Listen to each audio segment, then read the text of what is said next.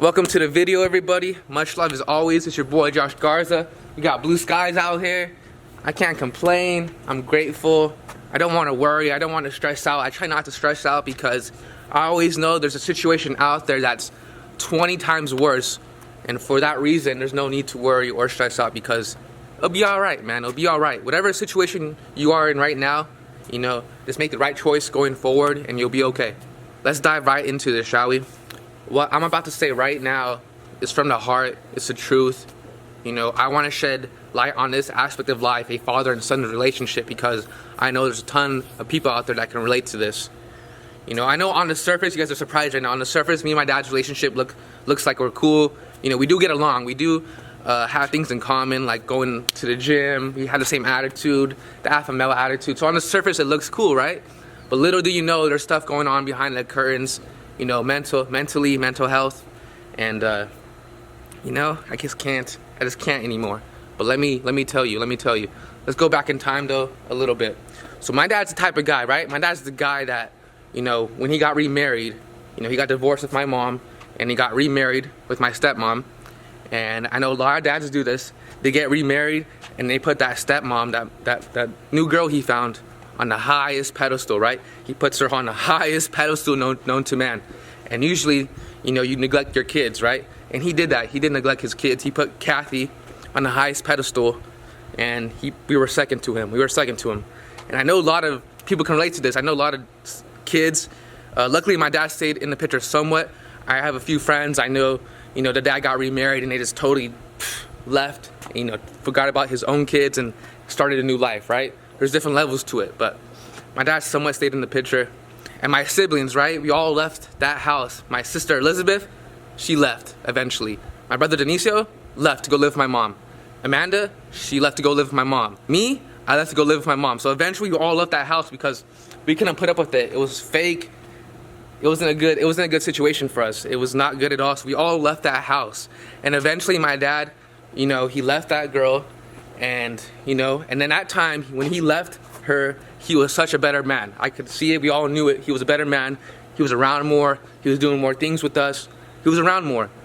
And then fast forward, my brother dies, and Kathy uses that to get back into my dad's life, and he lets her, right? He lets her, so she comes back into his life, and then again puts her on the highest pedestal again, and then his kids come second. And so they did that for about a couple years, and guess what? It didn't work out. Go figure.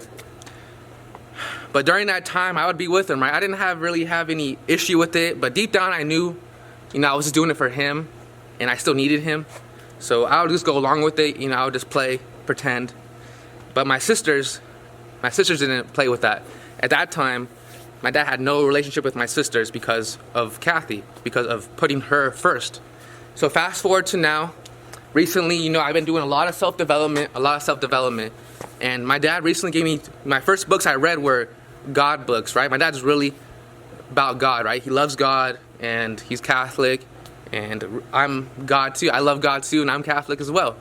But I never kind of saw it in that way. Once he gave me those books, I was able to see so clearly about aligning your action with your beliefs. And I just saw, after reading those two books, that my dad has been pretending and being fake this whole time. And if I weren't to stand up for myself or say something, he would continue to be fake and do all those things. Go over here. My dad has a lot of acquaintances, right? He likes to go over here. He likes to go over here. He likes to go over here.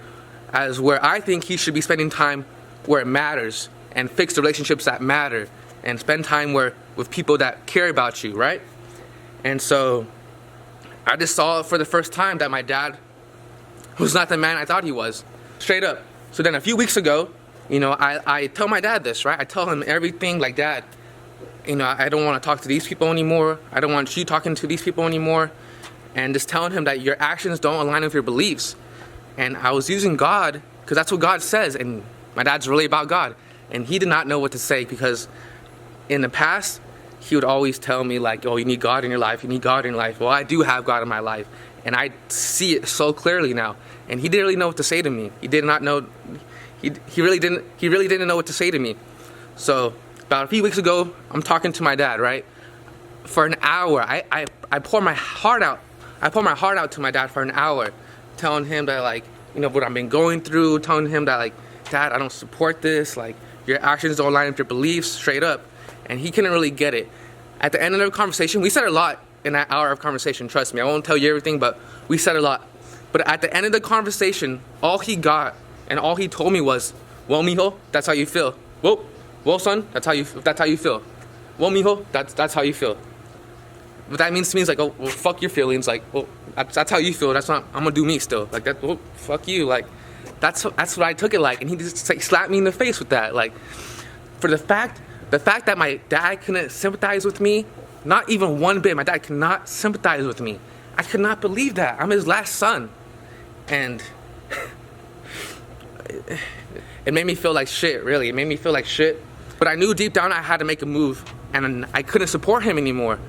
I was thinking for a week, what should I do? What should I do? I realized my dad is not the man I want to be, and so therefore, I can't be around him, right? If I don't want to be like you, I can't be around you, straight up. Especially for a dad and a son, I feel like the son always tries to be like the dad. But in my case, I don't want to be nothing like him, because I've been seeing him this whole time being fake, man. Going here, doing here. He likes to go here and do this and do this. My dad has a lot of acquaintances, right? He has all these friends. He likes to go over here.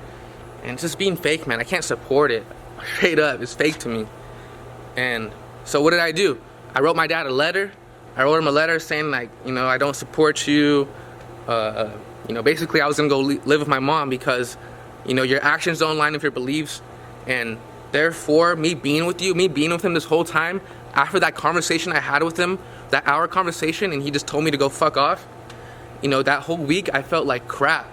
And I knew I had to go make a move. I knew I had to leave him. And so that's what I did. And he's just not the man I thought he was. You know, he still can be, but, you know, who knows? I feel a lot better now, trust me. It feels good talking to you guys about it and getting it off my chest. But that's just how I feel, straight up. You know, if he can't be the man I need him to be for me, if he can't love me the way I want him to love me, I won't tell you everything, the personal stuff, the needy and greedy. I won't fully expose him. God knows I want to, but I won't do that to him because I still somewhat care. For sure, I do care. But in the meantime, I don't need people around me that are not going to fan my flame. You know, I don't need that.